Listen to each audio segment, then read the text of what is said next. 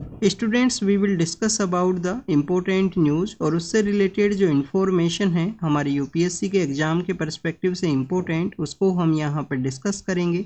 Students, first news is regarding the NEET UG का जो exam है उसके पर्सपेक्टिव से है। नीट यूजी के एग्ज़ाम के अंदर जो मिसकंडक्ट है वो देखने के लिए मिला था, इसी वजह से उसका जो इंक्वायरी है उसको हैंड ओवर किया गया है सीबीआई को। स्टूडेंट्स, सीबीआई का जो टीम है उनके द्वारा विजिट किया गया पटना के वहाँ पे, और गुजरात के अंदर जो गोधरा है वहाँ पे भी विजिट किया गया सीबीआई की टीम के द्वारा। क्योंकि आप देखिए कि जो पटना सेंटर है, गोधरा सेंटर है, वहाँ पे जो मिसकंडक्ट है वो सामने आया था नीट यूजी के एग्ज़ाम के अंदर में। नीट यूजी के एग्ज़ाम के पर्सपेक्टिव से अगर हम डिस्कस करें स्टूडेंट, तो आप देखिए कि मेडिकल कॉलेज के अंदर एंट्रेंस के पर्सपेक्टिव से ये एग्जामिनेशन है उसको कंडक्ट करवाया जाता है एनटीए के द्वारा, नेशनल टेस्टिंग एजेंसी के द्वारा। 2017 के समय नेशनल टेस्टिंग एजेंसी को क्रिएट किया गया था, डिपार्टमेंट ऑफ हायर एजुकेशन है under the ministry of education, उसी के अंडर में आपको जो एजेंसी है वो देखने के लिए मिलता है। सीबीआई के पर्सपेक्टिव से अगर हम डिस्कस करें स्टूडेंट्स, 1962 के समय में संथानम कमेटी का जो रिकमेंडेशन है उसके थ्रू सीबीआई को क्रिएट किया गया। किस मिनिस्ट्री के अंडर में जो सीबीआई है वो आपको देखने के लिए मिलता है, क्या मिनिस्ट्री ऑफ होम अफेयर्स है या मिनिस्ट्री ऑफ पर्सनल है, उसके अंडर में आपको जो सीबीआई है वो देखने के लिए मिलता है। उसके बारे में आप कमेंट सेक्शन के अंदर बताना, ये आपका होमवर्क है। स्टूडेंट्स, कल भी आपसे एक क्वेश्चन है वो पूछा गया था कि सीबीआई के जो चीफ हैं उनका जो अपॉइंटमेंट प्रोसेस है, उनको जो सिलेक्ट किया जाता है वो सिलेक्ट कमेटी के अंदर कौन कौन मेंबर्स हुआ करते हैं, बट आपने किसी ने भी जो आंसर है वो नहीं दिया। तो सीबीआई के जो चेयरमैन हैं उनके बारे में भी आप बता सकते हो कमेंट सेक्शन के अंदर में कि जो सिलेक्शन कमेटी है उसके अंदर कौन कौन जो मेंबर हैं वो हुआ करते हैं। 3 मेंबर्स का वो कमेटी हुआ करता है, उनके द्वारा सीबीआई के जो चेयरमैन है, जो हेड है, उनका अपॉइंटमेंट प्रोसेस है आपको देखने के लिए मिलेगा। नेक्स्ट अगर हम डिस्कस करें स्टूडेंट्स, महाराष्ट्र का जो लातूर नाम की जो जगह है उसके बारे में भी डिस्कस किया गया है कि महाराष्ट्र का जो एटीएस है उनके द्वारा कुछ टीचर्स को वहाँ पे डिटेंड किया गया, उनका भी कोई लिंकेज है वो हो सकता है नीट एग्जाम के पर्सपेक्टिव से। आप देखिए कि जो लातूर है वो कहाँ पे है, मराठवाड़ा रीजन के अंदर में आपको जो लातूर है वो देखने के लिए मिलता है।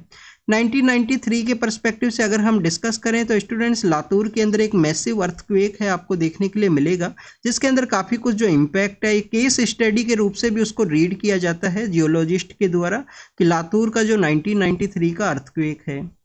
नेक्स्ट अगर हम डिस्कस करें स्टूडेंट्स, इसरो के पर्सपेक्टिव से है। इसरो के द्वारा आप देखिए कि रीयूजेबल जो लॉन्च व्हीकल है उसका जो यहाँ पे लैंडिंग एक्सपेरिमेंट है उसको कैरी आउट किया गया है। थर्ड एक्सपेरिमेंट है जिसको कि यहाँ पे इसरो के द्वारा कंडक्ट किया गया, तो आप देखिए कि इसरो का जो एक्सपेरिमेंट है वो सक्सेसफुल रहा, रीयूजेबल लॉन्च व्हीकल के पर्सपेक्टिव से है, और उसका जो लैंडिंग एक्सपेरिमेंट है उसको यहाँ पे कंडक्ट किया गया इसरो के द्वारा।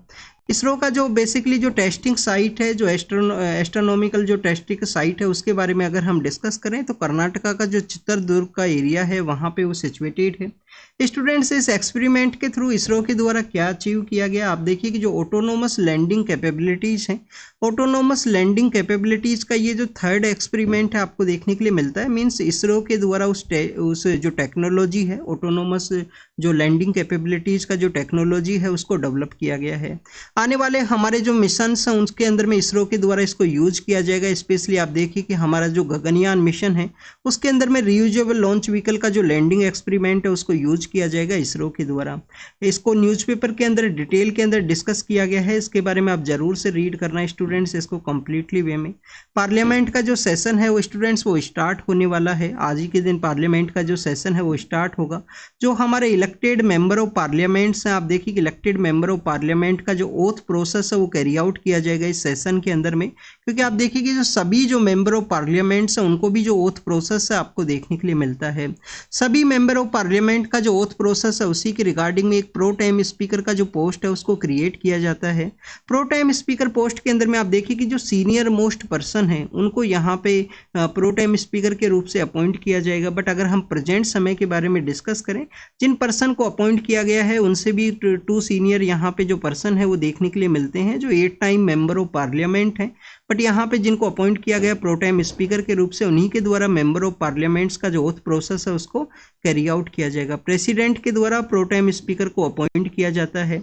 जैसे ही स्पीकर को इलेक्ट किया जाएगा स्टूडेंट्स, स्पीकर को इलेक्ट किया जाएगा, उसके बाद में जो प्रो टाइम स्पीकर का जो पोस्ट है वो ऑटोमेटिकली यहाँ पे उसका डिसअपियरेंस है वो आपको देखने के लिए मिलता है। अगर हम बात करें करें स्टूडेंट्स, यहाँ पे स्पीकर के अलावा आपको डिप्टी स्पीकर पोस्ट के बारे में भी पता होना चाहिए। हमारा जो लास्ट लोकसभा था 17 लोकसभा, उसके अंदर आपको जो डिप्टी स्पीकर का जो पोस्ट है वो नहीं देखने के लिए मिलता है। डिप्टी स्पीकर पोस्ट के बारे में अगर हम डिस्कस करें स्टूडेंट, डिप्टी स्पीकर पोस्ट के रिगार्डिंग में हमारा 11th लोकसभा के अंदर में एक कंसेंसस डेवलप किया गया कि डिप्टी स्पीकर का जो पोस्ट है, जो लार्जेस्ट अपोजिशन का जो पार्टी है उसके मेंबर को यहाँ पे डिप्टी स्पीकर के रूप से बनाया जाएगा। तो ये डिप्टी स्पीकर का जो पोस्ट है उसके बारे में आपको पता होना चाहिए। स्पीकर एंड डिप्टी स्पीकर के पोस्ट के पर्सपेक्टिव से अगर हम डिस्कस करें तो हमारा जो मोंटेगू जो चेम्सफोर्ड एक्ट है उसी के थ्रू इनका जो ओरिजिनेशन आपको देखने के लिए मिलता है। 1926 के समय विट्ठल भाई पटेल नाम के एक पर्सन हुआ करते थे जो फर्स्ट स्पीकर हैं वो बनते हैं। सेंट्रल लेजिस्लेटिव जो काउंसिल हुआ करता था उस समय में। तो स्टूडेंट्स ये स्पीकर एंड डिप्टी स्पीकर के बारे में हमने यहाँ पे रीड किया। नेक्स्ट अगर यहाँ पे स्टूडेंट्स अगर हम रीड करें तो आप देखिए कि यहाँ पे जो प्रोडक्शन लिंक जो स्कीम है उसके बारे में डिस्कस किया गया है। कुछ इंडस्ट्री के जो बेसिकली प्लेयर्स हैं उनके द्वारा गवर्नमेंट को अप्रोच किया गया कि यहाँ पे कुछ रेस्ट्रिक्शंस लगाए गए हैं, उनको रिमूव करने का ज़रूरत है, जिससे कि बेसिकली इलेक्ट्रॉनिक जो सेक्टर है उसके अंदर मैन्युफैक्चरिंग को जो बूस्ट है वो किया जा सके। स्टूडेंट्स इलेक्ट्रॉनिक सेक्टर के अंदर में जब भी मैन्युफैक्चरिंग को कैरी आउट करना है तो आप देखिए हम काफ़ी सारे जो कंट्रीज हैं उनके ऊपर डिपेंडेंट है, उनसे हमारे द्वारा हमारे जो इलेक्ट्रॉनिक सेक्टर के इंडस्ट्री से रिलेटेड जो प्लेयर्स हैं उनके द्वारा कुछ इंपोर्ट हैं, जो क्रिटिकल एलिमेंट्स हैं, जो क्रिटिकल इंपॉर्टेंट थिंग्स हैं उनको इंपोर्ट किया जाता है। तो इसी वजह से ये जो रेस्ट्रिक्शंस है उसको रिमूव करने के बारे में डिस्कस किया गया है।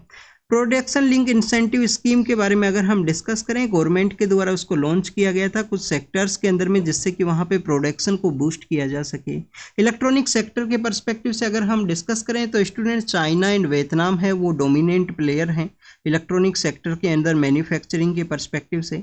स्टूडेंट्स एलिफेंट के एक ग्रुप है उसको शो किया गया है। कहाँ पे ये शो किया गया इस फोटो के अंदर में, आसाम के अंदर बताया गया है कि आसाम का जो वहाँ पे कैपिटल है, कैपिटल क्या है आसाम का। वैसे स्टूडेंट्स आप देखिए काफ़ी बार इंटरव्यू के अंदर ये क्वेश्चन पूछ लिया जाता है और मैक्सिमम जो रिप्लाई है वो गुवाहाटी है वो रिप्लाई के रूप से देखने के लिए मिलता है। बट आसाम का जो कैपिटल है वो है दिसपुर।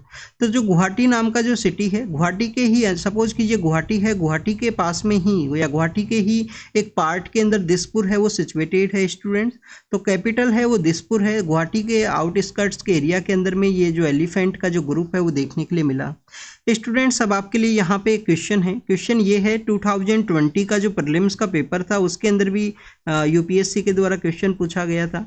और जब तक आप इस तरीके से गूगल नहीं करोगे, जब तक आप अपने नोट्स प्रिपेयर नहीं करोगे, आपको ये चीज़ें हैं वो याद नहीं रह सकते। हो सके तो मैं आंसर आपको यहाँ पे बता सकता हूँ, बट आप देखिए कि आपको इस तरीके से करोगे तो आपको लॉन्ग टर्म बेसिस पे ये जो हैं याद रह पाएंगे, जिस भी तरीके से आप इसको प्रोसेस को कैरी आउट करोगे। तो एलिफेंट का जो ग्रुप है वो किसके द्वारा हेड किया जाता है, ये यूपीएससी के द्वारा क्वेश्चन पूछा गया था 2020 के प्रीलिम्स के अंदर में। इनका जो प्रेगनेंसी का जो पीरियड है वो कितने समय का हुआ करता है उसके रिगार्डिंग में भी क्वेश्चन पूछा गया था, क्योंकि एक लॉन्गेस्ट जो पीरियड है वो आपको देखने के लिए मिलता है। उस समय यूपीएससी के द्वारा आप देखिए क्वेश्चन इस तरीके से पूछे जाते थे। सपोज कीजिए उनके द्वारा कोई क्वेश्चन पूछा गया, उसके अंदर कोई डाटा है, सपोज कीजिए कोई डाटा है कि यहाँ पे 15 मंथ का समय रहेगा, तो जो डेट है वो चेंज कर दी जाती थी। उसके बाद में यूपीएससी का जो पैटर्न है वो आपको कंप्लीटली चेंज वे में देखने के लिए मिलता है। तो एलिफेंट का जो ग्रुप है वो किसके द्वारा हेड किया जाता है, क्या मदर के द्वारा उसको हेड किया जाता है या फादर के द्वारा उसको हेड किया जाता है। मैट्रियार्कल जो सोसाइटी तो नहीं देखने के लिए मिलता है एलिफेंट्स के अंदर में आपको। नेक्स्ट अगर हम डिस्कस करें 1992 के अंदर में प्रोजेक्ट एलिफेंट है वो आपको देखने के लिए मिलेगा। हाईएस्ट नंबर ऑफ एलिफेंट हमारी कंट्री के अंदर में किस स्टेट के अंदर हैं, कर्नाटका के अंदर में आपको हाईएस्ट देखने के लिए मिलेंगे। फिर आप देखिए कि आसाम के अंदर में है, सेकंड हाईएस्ट आसाम के अंदर हैं। थर्ड नंबर पे अगर हम डिस्कस करें स्टूडेंट्स, केरला के अंदर में आपको थर्ड नंबर पे जो एलिफेंट का जो प्रेजेंस है वो देखने के लिए मिलता है। विस्पर एलिफेंट नाम का एक डॉक्यूमेंट्री है, आप देखिए कि उनको एक नोबल जो बेस्ट डॉक्यूमेंट्री का जो अवार्ड है वो भी दिया गया था ऑस्कर के रिगार्डिंग में 2023 के समय में। और अगर हम एलिफेंट का जो IUCN स्टेटस के बारे में डिस्कस करें स्टूडेंट्स, तो आपको उनका जो IUCN स्टेटस है वो एंडेंजर्ड है वो देखने के लिए मिलता है। दिल्ली के जो चीफ मिनिस्टर हैं उनको आप देखिए कि दिल्ली हाई कोर्ट के द्वारा उनका जो इंटरिम बेल है, उनको जो बेल ग्रांट किया गया था ट्रायल कोर्ट के द्वारा, उसको स्टे किया गया। उसी के अगेंस्ट में उनकी उनके द्वारा एक पेटिशन है, ओरल बेसिस पे, अर्जेंट बेसिस पे फाइल किया जाएगा सुप्रीम कोर्ट के अंदर में कि उनका जो पर्सनल लिबर्टी है, जो फंडामेंटल राइट है, उसका जो पर्सनल लिबर्टी है उसका वायलेशन देखने के लिए मिला है कि ट्रायल कोर्ट के द्वारा उनको जो बेल है वो ग्रांट किया गया और उनको जो इंटरिम ऑर्डर, उनका जो बेसिकली यहाँ पे जो बेल है उसको स्टे कर दिया गया दिल्ली हाई कोर्ट के द्वारा। तो उसी के अगेंस्ट में वो सुप्रीम कोर्ट के अंदर अप्रोच करेंगे। मणिपुर के अंदर में आप देखिए कि हो सकता है कि वहाँ पे आने वाले समय के अंदर में या प्रेजेंट समय में भी अंडरग्राउंड एक्टिविटीज़ के अंदर ड्रोन्स है उसको यूज किया गया हो, जो वहाँ पे मिलिटेंट पर्सन है, जो एथनिक वायलेंस वहाँ पे देखने के लिए मिला है। तो स्टूडेंट्स उसी के बारे में डिस्कस किया गया है कि पुलिस के द्वारा कुछ कंसर्न्स है उनको रेज किया गया है कि आने वाले समय के अंदर में मणिपुर के अंदर में जो वायलेंट ग्रुप्स है उनके द्वारा हो सकता है ड्रोन्स है उनको यूज किया जा सके कुछ, क्योंकि कुछ आसाम के नियर बाई एरियाज के अंदर में कुछ यहाँ पे ड्रोन्स है उनको कैप्चर किया गया है पुलिस फोर्सेज के द्वारा। ग्रेट निकोबार प्रोजेक्ट कहाँ पे है, आप देखिए कि निकोबार आइलैंड के अंदर में ग्रेट निकोबार प्रोजेक्ट है उसको लॉन्च किया गया।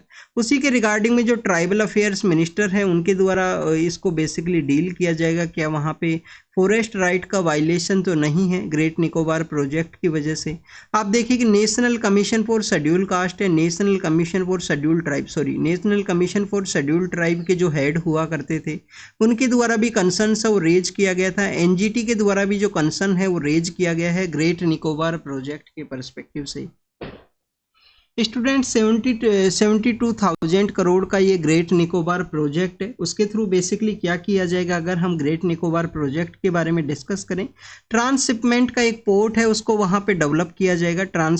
आप देखिए कि जो अंडमान है, निकोबार आइलैंड है, लक्षद्वीप आइलैंड है, ये हमारे स्ट्रेटजिक इंपोर्टेंस के परस्पेक्टिव से इम्पोर्टेंट हैं। तो स्ट्रेटजिक परस्पेक्टिव से इसको डेवलप करने के रिगार्डिंग में यहाँ पे एक ट्रांसशिपमेंट जो पोर्ट है उसको डेवलप किया जाएगा। इंटरनेशनल एक एयरपोर्ट है, इंटरनेशनल एयरपोर्ट है, उसका भी वहाँ पे डेवलपमेंट होगा। इसके अलावा स्टूडेंट्स गैस एंड सोलार का जो पावर प्रोजेक्ट है उसको भी वहाँ पे इस्टेब्लिश किया जाएगा, उसके बारे में डिस्कस किया गया है। बट आप देखिए कि ग्रेट निकोबार प्रोजेक्ट के अंदर में जो निकोबार आइलैंड है, जो ग्रेट निकोबार प्रोजेक्ट के अंदर में जो वहाँ पे फॉरेस्ट एरिया के अंदर ट्री को कट किया जाएगा, आप देखिए कि उन ट्री को बेसिकली कंपनसेटरी अफोरेस्टेशन का एक प्रोसेस है, कंपनसेटरी अफोरेस्टेशन का एक प्रोसेस है, उसके थ्रू हरियाणा के अंदर में जो ट्री है वो लगाए जाएंगे। वहाँ पे जो बेसिकली जो ट्रीज को जो कट किया जाएगा उसका कंपनसेशन के अंदर में हरियाणा के अंदर में। तो आप देखिए कि माइल्स अवे है, काफ़ी ज़्यादा दूर है, तो उसके रिगार्डिंग में भी कंसर्न है। यहाँ पे एनजीटी के द्वारा कंसर्न यही रेज किया गया था कि वहाँ पे जो ट्राइबल कम्युनिटीज है उनको इम्पैक्ट देखने के लिए मिलेगा, उनका डिस्प्लेसमेंट हो सकता है, क्योंकि आप देखिए उस फॉरेस्ट एरिया के अंदर एक पीवीटीजी कम्युनिटी है, सिम्फोनी नाम का जो पीवीटीजी कम्युनिटी है वो आपको देखने के लिए मिलता है उस एरिया के अंदर में। तो उसी के कंसर्न है, ट्राइबल मिनिस्टर के द्वारा वहाँ पे विजिट किया जाएगा। इन्वायरमेंट इम्पैक्ट असेसमेंट के पर्सपेक्टिव से भी डिस्कस किया गया है इस न्यूज़ के अंदर में। नेक्स्ट अगर हम डिस्कस करें national commission for schedule cast and schedule tribe को कब सेपरेट किया गया, शेड्यूल ट्राइब का जो स्टेटस है, जो नेशनल कमीशन है वो कब क्रिएट किया गया, ये बेसिक इन्फॉर्मेशन आपको पता होना चाहिए।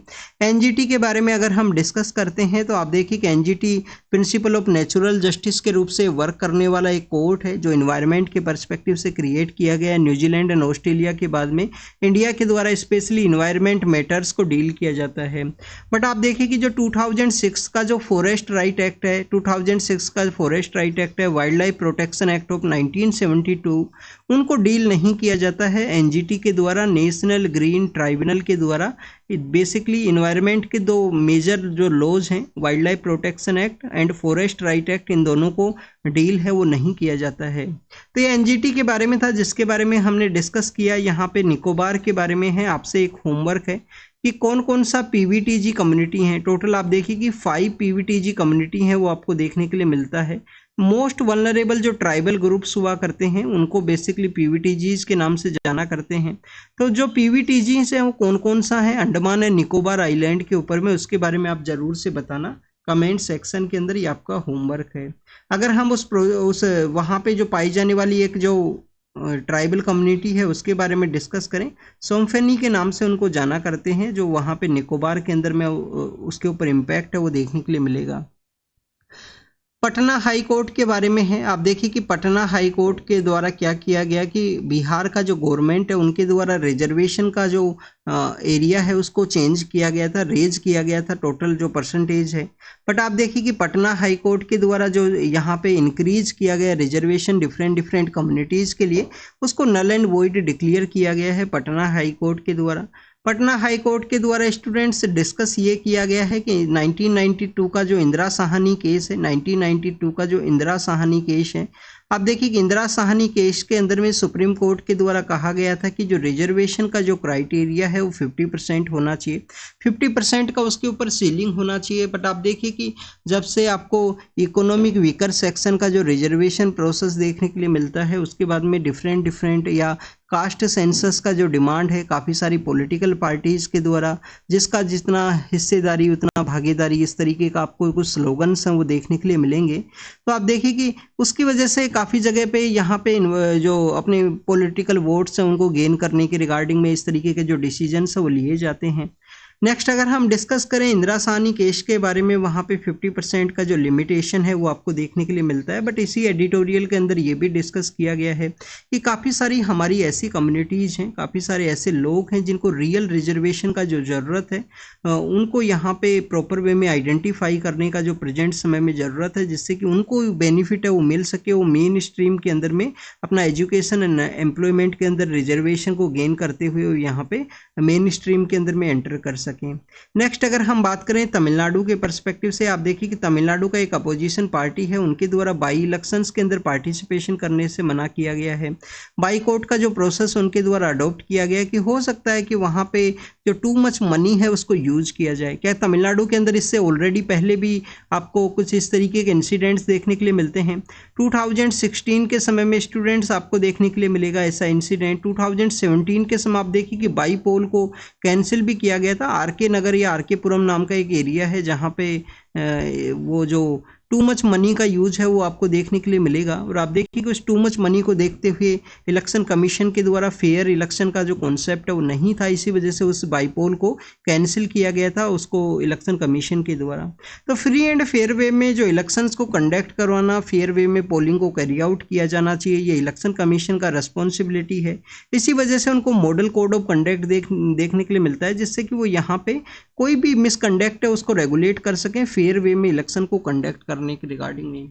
स्टूडेंट्स न्यू गवर्नमेंट है वो पावर के अंदर आया है, तो उसी के पर्सपेक्टिव से डिस्कस ये किया गया कि जो हमारे new minister of environment forest है उनका जो मेन टारगेट है वो होना चाहिए कि यहाँ पे इन्वायरमेंट को किस तरीके से प्रोटेक्ट किया जा सके। इससे पहले डिस्कस ये किया गया है कि हमने मैक्सिमम जो इन्वायरमेंट मिनिस्टर्स को यहाँ पे देखा है, वो आप देखिए कि उनका मेन टारगेट हुआ करता है कि किस तरीके से माइनिंग प्रोजेक्ट्स हैं उनको ग्रांट किया जाए, किस तरीके से जो यहाँ पे जो डिफरेंट प्रोजेक्ट्स हैं, जो कंपनीज हैं, कॉरपोरेट सेक्टर्स हैं, उनको ग्रांट किया जाए, और इन्वायरमेंट का जो डिस्ट्रक्शन है उसकी वजह से देखने के लिए मिलता है।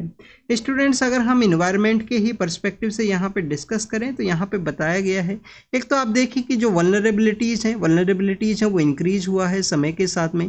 क्लाइमेट चेंज उन वल्नरेबिलिटीज़ को और भी ज़्यादा इंक्रीज करता है। जो वल्नरेबल जो पार्ट हैं, वल्नरेबल जो सेक्शंस हैं, क्लाइमेट चेंज की वजह से वो एग्जैजरेशन उनका आपको देखने के लिए मिलेगा। हार्श जो क्लाइमेटिक कंडीशन है, जैसे कि फ्लड का सिचुएशन होना, फेमाइन होना, हीट वेव का सिचुएशन, फूड सिक्योरिटी इस क्लाइमेट चेंज की इन वल्नरेबल जो सिचुएशन से इंक्रीज हुआ, उसकी वजह से फूड सिक्योरिटी है वो एक इम्पोर्टेंट है, तो उसको भी इंश्योर करने का ज़रूरत है। रेजिलिएंट इंफ्रास्ट्रक्चर के डेवलपमेंट के बारे में डिस्कस किया गया है। तो कुछ पॉइंट्स हैं जिनके बारे में यहाँ पे डिस्कस किया गया है कि किस तरीके से हमने गवर्नेंस सेक्टर के अंदर में जो ग्रीन हार्ट है उसको कैरी आउट करना है। क्यों हमें कैरी आउट करना है? सबसे पहले आप देखिए कि फॉरेस्ट कवर के बारे में डिस्कस ये किया गया कि अगर हम इंडिया के अंदर में पर कैपिटा या पर हेड के पर्सपेक्टिव से जो फॉरेस्ट है उसके बारे में डिस्कस करें तो इंडिया के अंदर में आपको लोवेस्ट जो फॉरेस्ट है वो देखने के लिए मिलता है पर कैपिटा बेसिस पे। प्रेजेंट समय में हमारे यहाँ पे एक पर्सन के बेसिस पे 28 ट्री हैं वो देखने के लिए मिलेंगे।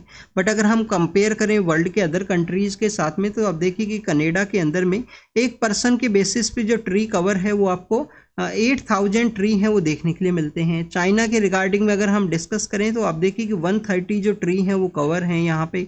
टोटल हमारा जो फॉरेस्ट कवर है वो कितना है स्टूडेंट्स, ये आप कमेंट सेक्शन के अंदर बताना।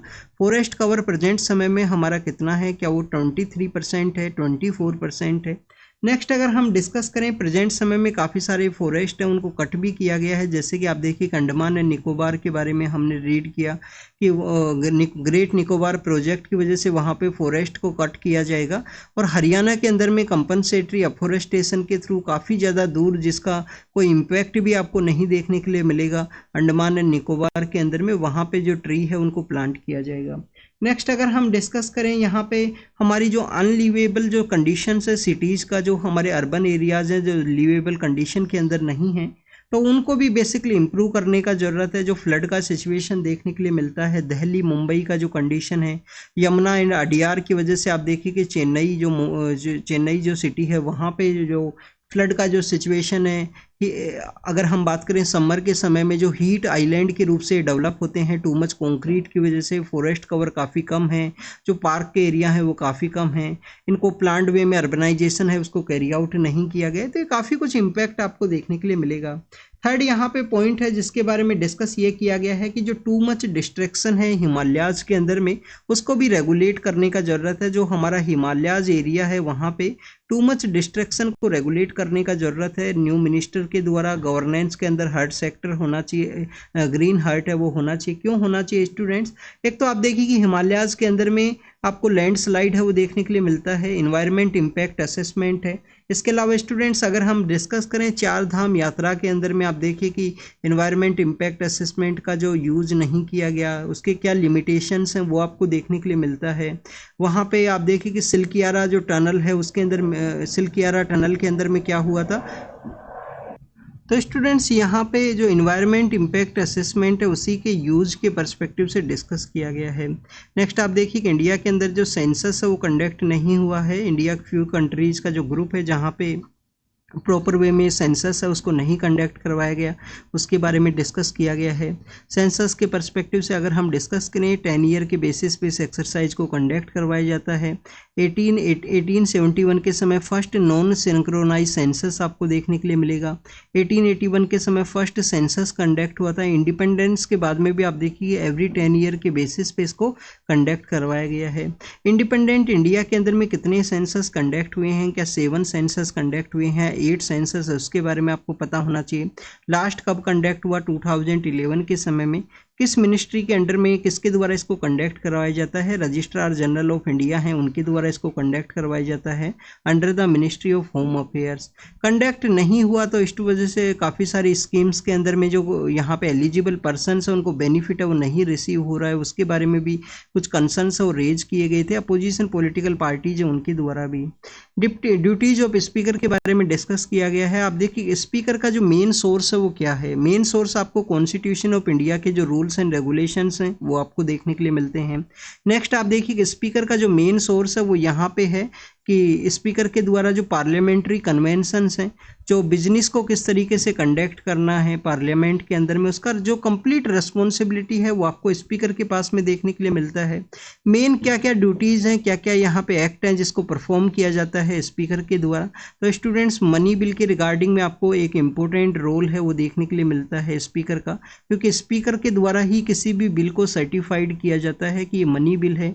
उस समय राज्यसभा का जो पावर है, राज्यसभा का जो इम्पोर्टेंस है वो वहाँ पे डिक्रीज होता है मनी बिल की रिगार्डिंग में। नेक्स्ट अगर हम डिस्कस करें स्टूडेंट डिस्क्वालिफिकेशन, जो टेंथ शेड्यूल का जो क्राइटेरिया है एंटी डिफेक्शन लॉ, तो उसके रिगार्डिंग में भी आपको स्पीकर का जो इम्पोर्टेंट पोस्ट है वो देखने के लिए मिलता है। यहाँ पे जो pro time speaker and speaker के बारे में डिस्कस किया गया है। आर्टिकल 94 आपको पता होना चाहिए। आर्टिकल 94 के अंदर स्पीकर के पर्सपेक्टिव से डिस्कस किया गया है हमारे जो लास्ट स्पीकर हैं लास्ट लोकसभा के अंदर में, उनका जो ऑफिस है वो वैकेंट नहीं होता है। उनका ऑफिस यहाँ पे आप देखिए कि जब तक आपको देखने के लिए मिलेगा जब तक कि जो न्यू स्पीकर हैं वो यहाँ पे पोस्ट के रूप से आते हैं, जब तक कि नेक्स्ट स्टूडेंट्स, इंडिया और इजराइल के पर्सपेक्टिव से जो फॉर्मर डिप्लोमेट है उनके द्वारा डिस्कस किया गया है कि इंडिया के द्वारा इजराइल को जो वेपन सप्लाई किए गए हैं। आप देखिए कि जो कारगिल वॉर है 1999 के समय जो इजराइल के द्वारा इंडिया को असिस्टेंस प्रोवाइड किया गया, तो उसी का जो फेवर है, उसी का जो रिटर्न है इंडिया के द्वारा किया गया है, जो वेपन सप्लाई किए गए हैं इजराइल को। नेक्स्ट रसिया और इंडिया के द्वारा जो लॉजिस्टिक एग्रीमेंट है उसका जो ड्राफ्ट है उसको अप्रूवल किया गया है। तो आप देखिए काफ़ी समय के बाद में म्यूचुअल जो लॉजिस्टिक एक्सचेंज के पर्सपेक्टिव से यहाँ पे जो लॉजिस्टिक एग्रीमेंट है उसको साइन किया जा सकता है इंडिया और रसिया के द्वारा। हजीबुल्ला के बारे में है, आप देखिए कि हजीबुल्ला आपको कहाँ पे देखने के लिए मिलता है, लेबनान के अंदर में, नॉर्दर्न पार्ट ऑफ इजराइल के वहाँ पे सिचुएटेड है। उनके द्वारा एक अटैक को कैरी आउट किया गया, उनके कमांडर के जो डेथ है उसके बाद में। नेक्स्ट अगर हम बात करें स्टूडेंट्स, रसिया के अंदर में एक जो कुछ किलिंग है वो सामने आई, एग्जाम के पर्पज से नहीं इम्पोर्टेंट है। पाकिस्तान के अंदर में वहाँ पे आप देखिए कि ब्लास्फेमी के पर्सपेक्टिव से कुछ टूरिस्ट पर्सन है उनके द्वारा कुछ एक्टिविटी को कैरी किया गया, उनके डेथ है वो देखने के लिए मिला है। स्टूडेंट्स, पाकिस्तान के अंदर जब भी हम ब्लास्फेमी के बारे में रीड करते हैं तो आपको एक यहाँ पे एक केस है वो जरूर से पता होना चाहिए। आसिया बीबी का वो केस है जिसके अंदर पाकिस्तान के अंदर में आप देखिए कि ब्लास्फेमी के पर्सपेक्टिव से वो आपको देखने के लिए मिला। काफ़ी फेमस केस है जिसके अंदर एक गवर्नर के द्वारा कहा गया था कि अगर उनके द्वारा कुछ ब्लास्फेमी किया गया है तो उनको माफ़ कर देना चाहिए। आप देखिए गवर्नर के जो गार्ड हैं उनके द्वारा गवर्नर को मार दिया गया था, जो पंजाब के गवर्नर हुआ करते थे। तो इस तरीके से आपको पाकिस्तान के अंदर में रिलीजियस लाइन है, जो आपको एक्सट्रीमिज्म लाइन है उसके डिवाइड है वो देखने के लिए मिलता है। आसिया बीबी केस काफ़ी ज़्यादा फेमस केस है स्टूडेंट्स। नेक्स्ट अगर हम यहाँ पे डिस्कस करें, रसिया के द्वारा आप देखिए कि यूएस को ब्लेम किया गया है, जो क्रीमिया के अंदर मिसाइल का अटैक देखने के लिए मिला उसके बिहाइंड में यूएस को ब्लेम किया गया है रसिया के द्वारा। और इजराइल जो आर्मी है उनके द्वारा कंटिन्यूस वेस्ट बैंक के एरिया के अंदर में जो आप देखिए कि उसके पर्सपेक्टिव से यहाँ पे जो डिस्कशन है कंटिन्यूस, वहाँ पे वॉर का जो सिचुएशन है वो सब आपको देखने के लिए मिलता है। तो उसी के बारे में यहाँ पे डिस्कशन है। This is all about the today's newspaper discussion. आप इसको रीड कीजिए, रिवाइज कीजिए, जो भी इंपॉर्टेंट इन्फॉर्मेशन आपको मिला हो उसको नोट डाउन कीजिए। Thank you students, thank you very much.